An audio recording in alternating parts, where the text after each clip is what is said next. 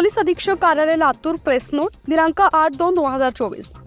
Police Thane Udgir ग्रामीण येथील एका अधिकारी निलंबित तर 8 पोलीस अंमलदारांची पोलीस मुख्यालयात बदली.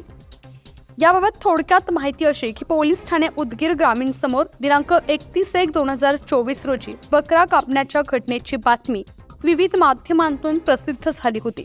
त्या अनुषंगानं पोलीस अधीक्षक सोमय मुंडे यांनी तात्काळ उपविभागीय पोलीस अधिकारी उदगीर दिलीप भागवत यांना सदर घटनेची चौकशीचे आदेश दिले होते.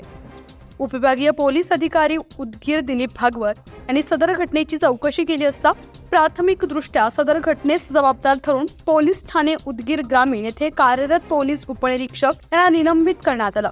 पोलीस ठाण्यातील 8 पोलीस अंमलदारांची पोलीस मुख्यालयात बदली करण्यात आली आहे. तसेच पोलीस निरीक्षकांवर शिस्तभंगाची कारवाई करण्यात येते आहे.